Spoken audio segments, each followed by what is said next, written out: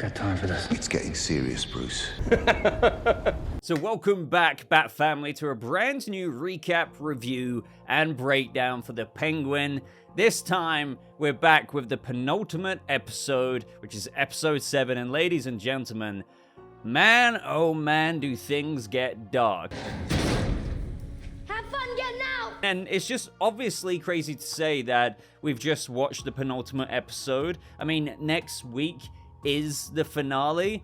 And as a result of that, and after having watched this episode, I'm dying to hear any theories that you have going into the finale next week. We finally got what I've been waiting for ever since we got teased it in one of those trailers quite a while back. And that is the flashbacks to Oz and his brothers when they were younger. Now, a lot of us were obviously, speculating about how, Jack and Benny may have passed away, but yeah, I'm getting ahead of myself here. I really need to try and not tangent too much, but this is what I meant when I teased that this episode was dark recently. So instantly, these initial scenes in the flashbacks just tell us so much with regards to the perspective on what shaped Oz to be the man that we see in present day, just through the lens of the relationship he has with his mother Francis. So, we first see Francis as, a hardworking single mum doing what I can assume to be the dodgy books for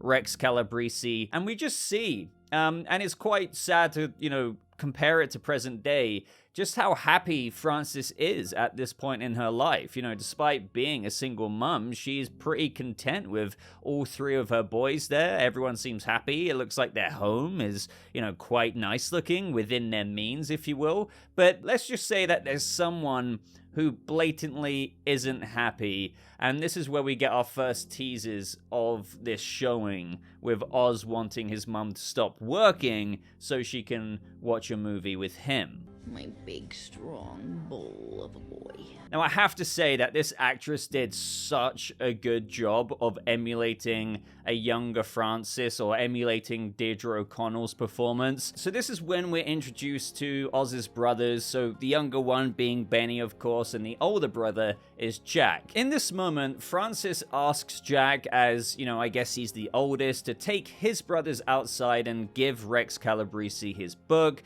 Now, while this is happening, again, we just have Oz watching intently and wondering what his mother is asking of his older brother, even getting annoyed at Benny getting in his way, just acting like a zombie. Oz wants to be the one given this responsibility from Francis, but she insists Jack. And I know I keep going on about it, but obviously that is one of the main things that they're trying to get across in these flashbacks. And also just, the scenes throughout the episode in these flashbacks do such a good job at these constant subtleties, if you will, of Oz's discontent. 1 second you see him almost smug and happy that his brother's seemingly pissed off his mum, to then just see her give in to their game and pretend to be a zombie. He then just has this wave of resentment come across his face. He genuinely can't stand it if his mother's attention is rubbed from him for just a couple of seconds. But as the boys go outside into Gotham, I really appreciated seeing what is, I guess you would say, what is most likely a 1980s Gotham. So you can spot Wayne Tower there in the background, and obviously drops aren't around at this moment in time, but there's the sign for the Drug Abuse Resistant Education Program, which actually was a program most prominent in the 1980s. And, after all, this is a city, and, a lot of cities have drug issues, let alone freaking Gotham City. But as they're walking up the street to deliver Rex Calabrese's book, Oz falls in love with Rex's Cadillac, which is just a nice callback to when we first heard Oz talk to Vic about it a couple of episodes back when he was burning his Maserati. Rex is right, it wasn't just a car, it was a fucking chariot. We then see Rex's guys kick some guy out of the front door of a food mart. Now, this guy likely has his business under Rex, or, at least owes him money, which is when Oz calls after Rex, almost about to, gun straight towards his idol. Now, as Jack gives Rex the book that Francis completed for him, we see Oz just take take this moment to look at Rex in such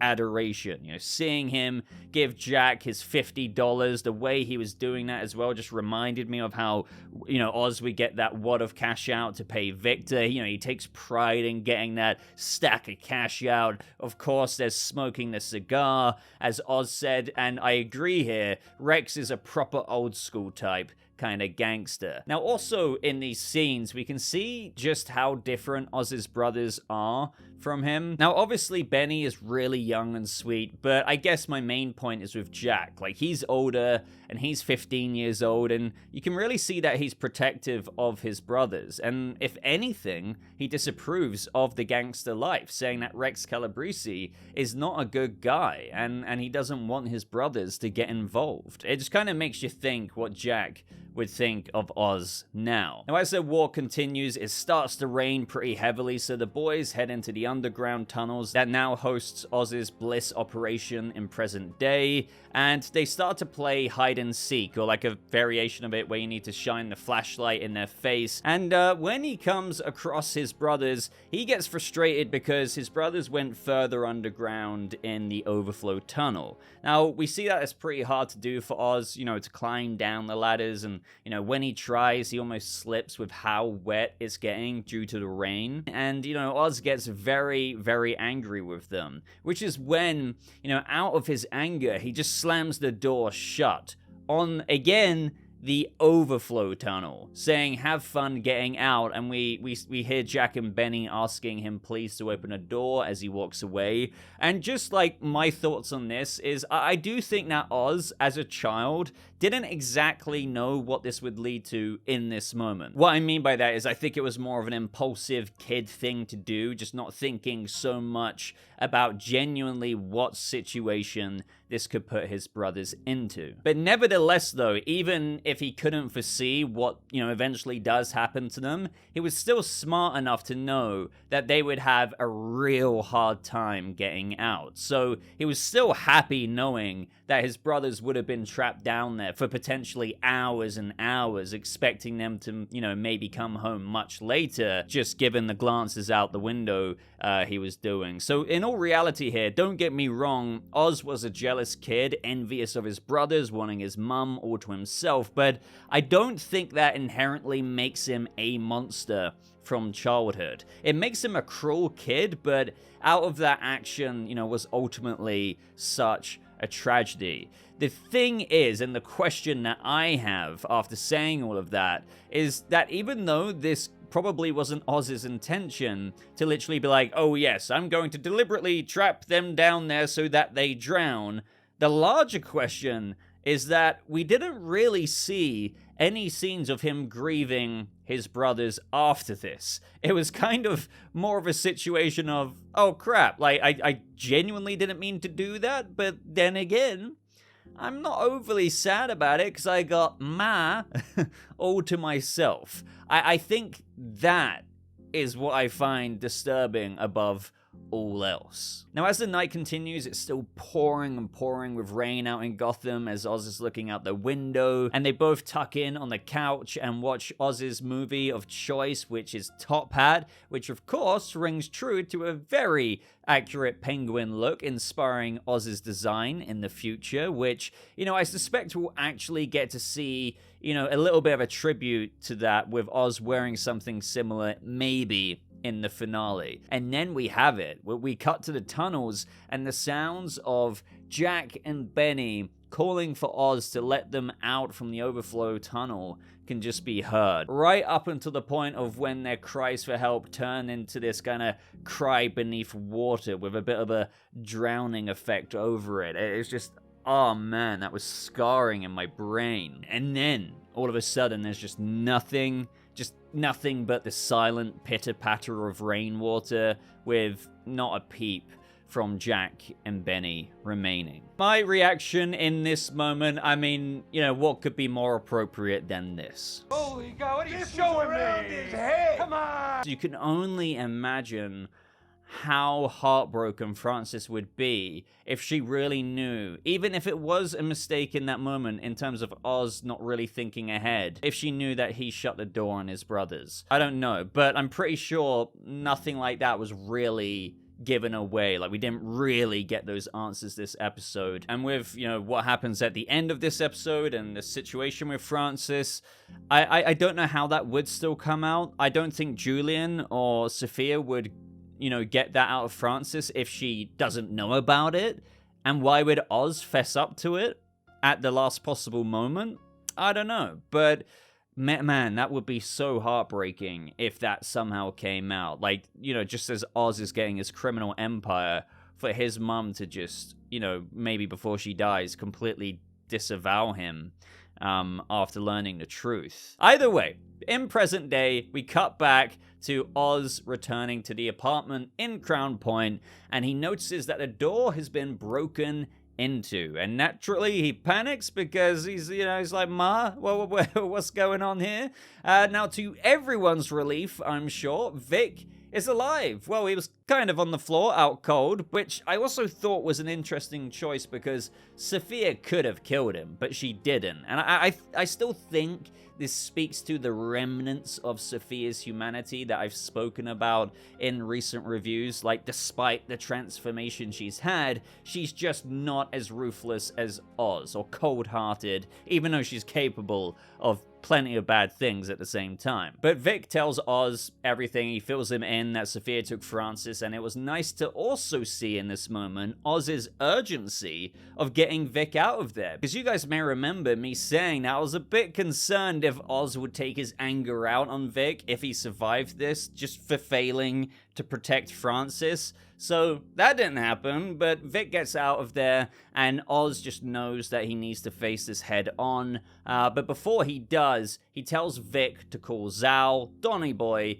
to get him an army. And so now, in this moment, Oz gives himself up, and Sal walks in, smashing him with a golf club, and he just keeps striking him. And as you can imagine how Sal is feeling with everything that Oz has done to him, he is within an inch of wanting to kill Oz. But this is when we cut to Sofia, and she gets a call from Sal, and he informs her that they have Oz, and she hears Oz plead for his mother's life, and man, the look on her face, you just see her lapping it up like his desperation, and she reassures Sal to have patience and that they will kill him soon. So Sal wants to see Oz's bliss operation, but Oz is like, well, you know, I'm not gonna do anything until, you know, I know my ma is alright. Now, Clancy Brown was just absolutely brilliant in this moment, like calling out how Oz looked him right in the eye like a gentleman, assuring him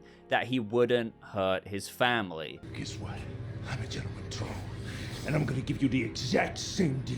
And you know, I think this also speaks to like the way Maroney and gangsters like him would have a code, as even what Nadia mentioned. If you say something like that, sure, you may have enemies on the street, but you would stick to a code, not go after family. And Oz just is such a weasel in his hustly ways, completely subvert such a, you know, established thing, like the old guard's game, right? That Sofia doesn't want to play by either. So later on, to connect these scenes together, we see them go to Oz's Flourishing Bliss operation, and I thought this was quite ballsy, as they just walk right in there, killing like 2 people instantly. And I say it's ballsy because, you know, this could have turned into a gunfight right from the get-go. Now, in this moment, Sal announces to everyone there that Oswald Cobb is no longer in charge. You all work for the Gigante and the Maroney families. And this is where we also have Zeke, who was fixing the lights down there in episode 6, giving Oz this look every now and again. And in this moment, Oz takes the opportunity to taunt Sal, saying he'll never forget the smell of the burning flesh, muscle, fat, the smell of hair. He didn't anticipate that. Did she wear a special kind of hairspray or something? Because, man, She went up like a tinderbox. This makes Sal fall right into what Oz wanted, and he grabs some fuel, asks for a light to obviously set Oz on fire. And then the lights go out, and Oz charges Sal, and it's freaking fight time, baby. So Oz makes his way through the area after this as everyone just starts scrapping, but then it turns into this, like, physical struggle between them both. But, you know, jumping right to it here, out of nowhere, this is when Sal just starts breathing funny, and Oz recovers and is just like, Don't! Let's go! Come on! So Sal grabs his left arm in pain, and the man got so furious that he had a heart attack. And if anything in this moment, I felt bad for Sal, like his chance for revenge was robbed from him because of a bloody heart attack. And so he collapses in this moment, and if anything, Oz isn't happy either. He's really pissed off. Oz obviously really wanted to savor beating Sal Maroni, and so Oz himself has had something robbed from him as well here, and that's him beating Sal fair and square. I also loved the moment after this when he said, I got you! I fucking got you! That's a nice callback to the Batman there. I got you! I think in moments like that, even when he said that in the Batman, it just proves to, like, Oz proves to himself his own capabilities. That's why he wants to hammer it in. That's why he's like, I got you. You know, he feels like validated in his worthiness, in all of these claims he's already put out there, that he, you know, can do this. So having this robbed from him, Trying to take what's mine? What I built? Oz's ego and rage is just all coming out here in all the ways that we understand Oz to be, with the way that he just feels about disrespect to everything else. All of that is just summed up perfectly in this scene, and then he just shoots him like 8 times? I think, to be honest, that was more because he wants other people to see, like, oh, look, hey, I beat him. I put 8 bullets in him. He doesn't want it to be like, oh, you beat Sal, but not really because he had a heart attack. Obviously, the bullet holes probably look a little bit better for Oz. And in this moment as well, he even takes Sal's ring and puts it on instantly. And this was quite mocking, if you ask me, because Carmine did the very same thing to Salvatore 20 years ago. And I guess, you know, this is something that Oz has learned from Carmine himself that he's gonna do. So after all of this settles, all of Oz's men seem to have just taken care of Sal's guys, and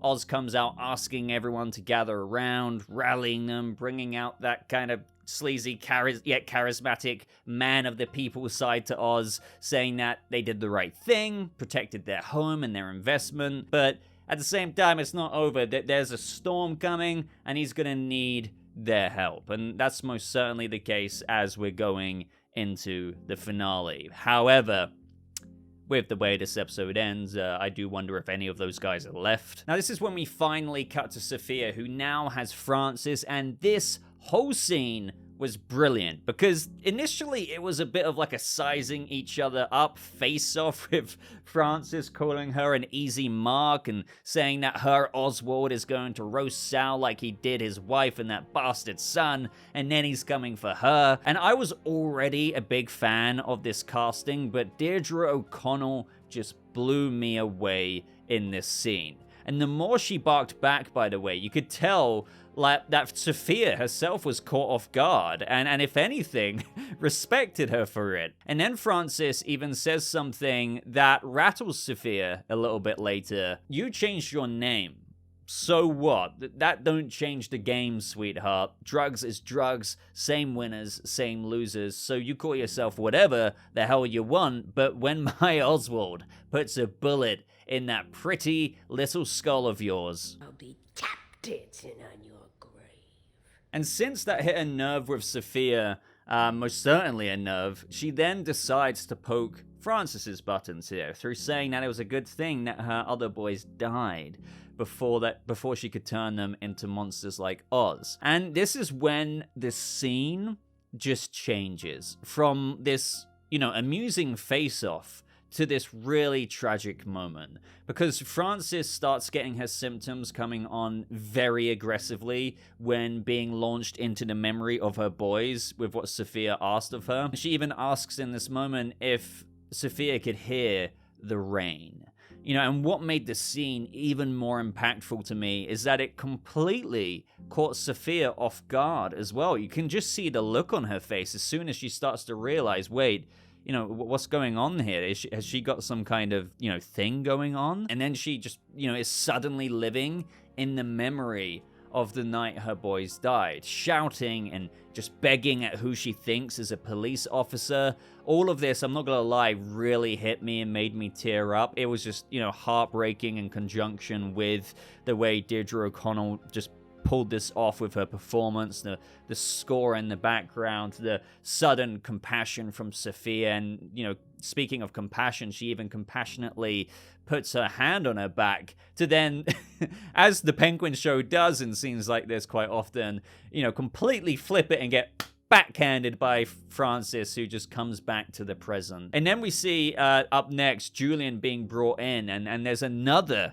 issue that Sofia has to deal with. And actually, I didn't really expect anything more to happen with Gia, but this is when Julian informs Sofia that they may have a problem, as his friend who works at the Brookside Children's Home, who's a psychiatrist, has informed him that Gia is asking to speak to the police, or maybe it was the psychiatrist who wants to speak to the police. But either way, because of what Gia says she saw that night, and obviously this could come to bite Sofia. So, in the meantime, we have Sofia asking for Julian's help. She brings him to Francis, and he introduces himself as Dr. Rush. And later on, we even see him doing that, red light hypnotic therapy, if you will. Do tell me what that is in the comments below again. I keep forgetting. Learning just more about her life as we get a little bit of a glimpse of with the end of their conversation later on in the episode.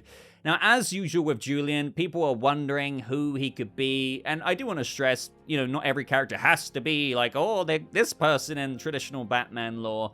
But I have heard even more suggestions wondering if, because of his form of hypnotic therapy to an extent, if that's what it even is, could maybe imply a very early form of Mad Hatter in Matt Reeves' universe. Now, obviously, what I want to say, not to rain on anyone's parade here, but that's just too much to read into right now. And, there's only one more episode left, and for now, Julian really just does seem to be, to me, Sofia's more or less confidant, if you will. But who knows what we may learn next episode. I mean, I think it'd be a shame if he just gets taken out. I would love to know any theories you have for Julian Rush for the finale of the Penguin. For me, I think if nothing crazy happens with regards to his character being something bigger, he could really sadistically use his expertise to... I don't know if that would mean... first and foremost, it would be to do something messed up to Penguin. Make Oz feel real pain, the kind of pain that Sofia has. But, would Francis be really subjected to any of that? Maybe not. But then again... the pain that Sofia has felt is the loss of her brother, so that would be the loss of Francis, but maybe they're going to do it in a clean way, rather than making Oz watch Francis suffer. But then again, I just don't know. I don't know, because I've heard that this last episode gets really dark. And then to just connect these scenes with regards to Gia together, we see Sofia head over to the Brookside Children's Home. And oh man, this is another sad part to this whole tale. As she walks through the corridors, seeing carers there, the kind of form of background noise with lots of people. She then gets, these very reminiscent flashes back to her time in Arkham Asylum, or Arkham State Hospital, as it's called in the Batverse. Now, even though this isn't really nearly as dire as Arkham, it is still a very rundown, somewhat almost clinical and sad place. When Sofia even got into Gia's room, she's just laying there on this rundown looking bed in a broken looking room. So this is when, after talking to Gia, Sofia learns that she saw a mask in her bag, which obviously if the police learned that, it would look pretty bad. And also, why would a kid lie about that? So she even asks Sofia if she killed her parents. And in this moment, yeah, clearly Sofia has to lie about it, but I think for me, the highlight of this scene is just that it both shows the ugliness to what Sofia has done, with just how performative she had to be here in this moment, entwined with such cruelty, despite the justification most of the audience understand with regards to what Sofia had to do in annihilating her own family. A lot of people were cheering at that, right? But seeing it bounce back on someone innocent here, to the point of where Gia has even been hurting herself, and Sofia knowing that she's responsible for that, it's obviously just so dark. You deserve much better than what this family could have offered. And again here, with a complex character that is Sofia, despite having in some ways turned monstrous, there is this genuine compassion there that I keep going on about on display, and she, rushes out, barely able to catch her breath, as though she was, being hung, waking up from one of her traumatic dreams. And even though I've said that she's gone through this metamorphosis as of, the night she gassed up her whole family, she may not have been as evolved as what I had first thought, with almost her old self coming back into her when taking into account what Francis said, with how does really changing your name change anything at all if you're kind of playing this game by the same rules. Then, after seeing the impact of her actions and what it's done to Gia. So this is when, to rub it in even more, she gets a call from who she thinks is Sal, and who's there to, rub it all in? Oswald frickin' Cobb. Sal's dead, sweetheart. This is when Oz arranges a meet, saying that he's going to give her the whole operation, the keys to the kingdom, if she only does what he says, and that is to bring Francis back. But obviously we know he's not being honest about that, and it's clearly a trap, as Julian points out to Sofia after this. So after Sofia pulls him out of that little kind of therapy session, Julian reassures her and asks her, but what is it that you want? I want to be free. And I would say with just a response there, that's where the sadness of this tale comes back in, because, in this moment, her conviction just returns. And she says, it is to simply have Oz to feel pain, real pain, the kind that she has felt. And it really does seem that, from Sofia's perspective, that her path to freedom truly is seeing her revenge being enacted. Yet, she is not going to play the game the same way people like Oz and her father did, which now leads us to this very ending of the episode. So when we go to the end of the episode, we're back with Oz in the underground, and something very interesting to point out is he asks Richie if he's heard from Vic, and he says no, just, keeps going to voicemail. And this is really a good point. Where the hell has Vic been? Maybe he has gone to the other gangs, and it's just off-screen stuff that's happening, and we'll revisit him obviously in the finale. This is when the meet with Sofia is going down. Oz has all of his men take their positions, ready for anything, and in this moment I was truly what is this play? How is this going to go down? And Oz in this moment gets a call as the car is parked, and Sofia tells him that Francis helped her realize a few things, and how she keeps trying on all of these different faces, but none of them feel quite right. Sofia's men open the doors, get out and run away, and I'm not gonna lie, I was kind of wondering where they were running to, given that Oz said that the doors were closed, the tunnel was closed. And I love the way the sequence was shot, because the door just suddenly opens, from once looking like Sofia was in that car, but it turns out she's in a completely different location. And she tells Oz that she left a present, and Oz just kind of knows where this present is, and that's in the trunk of the car, because it's the same thing he did for Alberto. And I have to admit, I think I fell for this. I genuinely thought, okay, Sofia's done the thing. And what's even more interesting, just going off of what I was just saying, is Sofia deliberately left enough time on the bomb so that he could make it out, because she wants him to. Of course, so that, she can go on to deliver this pain to Oz, but yet she also changed the game up with regards to that conversation with Julian, because she completely blew up the Bliss operation, in where, just for example, the old game played by the old guard and the old gangsters, if you will, would have wanted to have seized that operation. But Sofia's really changing it up in all of these unforeseen ways to Oz, and where he's now really underestimated her. And this is when we see where Sofia is, and she heads into Monroe's. And in this moment, Oz makes his way into cover in none other than the overflow tunnel, which is obviously the very same place in where his brothers drowned. And man, Oz doesn't even take like the time to just shout and warn his men to take cover.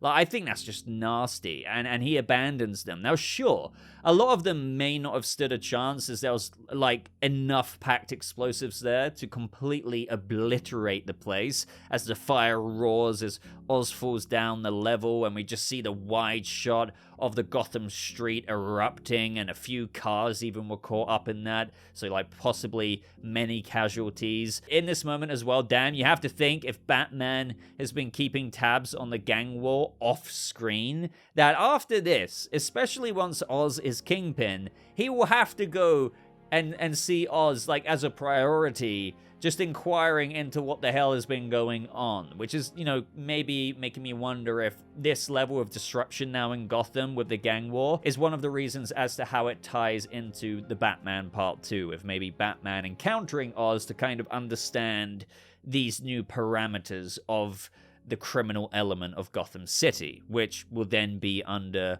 Oz's firm control. And then lastly, guys, we cut to another flashback, and Oz fixed his mum some food in the aftermath of Jack and Benny having died, so this would have been a few weeks later. And this is actually that night that Oz was talking to Sofia about at Alberto's funeral, because he detailed to her in how she was in bed for weeks, and then, you know, just one day, all of a sudden, she got up and says, they're going out to dance. And you just know Sofia bookmarked that in her brain, because Oz and Francis head over to Monroe's in this flashback in the same place in where Sofia went to in present day, and in this flashback they dance, you know, and she tells Oz that she can't do this alone anymore. And she makes Oz promise that he's gonna make something of himself, that he'll get her every goddamn thing that she deserves, or she just isn't gonna make it. And he promises that he's not gonna quit until he does. Now, the thing that I found so profound about this scene, and, you know, you just look at everything as you kind of zoom out, is that the sad part of all of Oz and Francis's tale here is that after this scene, Oz's promise was wholeheartedly intended to be true. You know, Oz he hasn't so far in all of his life quit until he can get what he promised his ma, right? He has hustled and hustled, but the sad and what I would say predictable thing is that he will never actually be able to give that to her if she dies next episode. Now, Oz will get it for sure. I think, you know, that's something I've been saying since day one. I never felt like Oz was gonna die in this show. It was all about this ascension into power. Now, after this, we then cut back to Oz in the aftermath of the explosion, and he climbs his way up onto the street of Gotham. And this is just crazy. Like, as if the people of Gotham haven't been through enough after the Riddler explosions. You see people here like laid flat out on the street. The audio goes from muffled to this kind of clarity of screams from people. And then we have that detective who Sofia hired, if you guys remember, and he knocks Oz out to take him over to Monroe's. This is where I think he's going to be, you know, taped up to the chair, possibly tortured a bit. God knows what happens to Francis. And then he's going to escape I don't know how he's going to escape the restraints, but maybe that's Vic. This is maybe where Vic sacrifices his life. If you didn't know already, I'm just getting into frickin' speculation territory again. And it turns into a bit of a shootout, if you will, between Sofia and Oz. And that's just me kind of also basing that off some very, you know, ambiguous scenes we saw in the trailers. And, like, there's that scene in a trailer of them at, like, this freaking airport. I have no idea why they would be at an airport. There's stuff like this where I just can't, maybe I'm reading too deep into it and it's not going to be that deep in the episode. But, you know, I don't really know what much more there is to say on top of the speculation I've already given, other than if you want to entertain, you know, hey, Boba, what do you think is going to happen to Sofia? There's a couple of ways they can go about it, right? You know, Oz can kill her. Vic can kill her, you know, and die in the process himself, maybe. There could be something more cruel that happens with regards to Sofia being sent back to Arkham with Oz on top. That would add a whole new layer of, like, this sadism. And with him now being on top of the criminal empire, this kind of monstrous thing that Colin Farrell could be referring to, that would be a fate worse than death for Sofia. It really would. It really would. But also, I prefer comic book characters to stay alive. Like, I don't mind if they die years into, like, this universe. For example, like Birds of Prey, Black Mask, the first time we saw him in the DCEU, by the end of it, dead. I don't like that. I don't like that. So, I don't want this for Sofia's fate, but I kind of would like her to still be alive. Sorry, Sofia, even if that means you going back to Arkham. So let me know if you agree with, like, I don't know if I want to quite call that an acute prediction of mine. But yeah, if she doesn't die, that's the obvious prediction. She might end up in Arkham. And then the obvious prediction, Oz will end up on top. But even though he's always been a bit of a scumbag, but oddly had this charming side to him at the same time, I expect from here on out, after his mother dies in one way or another, he is just going to be, you know, despite an ascension into power, there's a dissension into madness. Now, when I say madness, I'm not talking hee-hee, hoo-ha, Joker. I just mean, like, this version of Oz will be the absolute bottom-tier, gutter version of himself. Like, the guy who was, you know, getting a kick out of seeing Nadia and Taj Maroney burning, that look he had, it will be that, as I said, on steroids 24/7, ruthless. And especially if he's lost Vic on top of that as well. He built an empire, but at the expense of everything he ever cared about. So we're gonna have to wait and see how things go down, guys, but let me know your thoughts on this episode. Let me know your own predictions, your own theories as this review comes to a close. But if you got to this part in the video, would deeply, deeply appreciate a like. Consider subscribing, especially for more updates on the Batverse as we kind of launch into part 2, but obviously next week's finale as well, and other videos that I'm sure you will enjoy on the channel. But other than that, I am gonna love you and leave you, so just thank you so much for supporting the channel, and thanks for watching all the Penguin videos so far. And I hope you have a lovely rest of your day, and I'll see all of you fellow Bat family in the next video. Goodbye.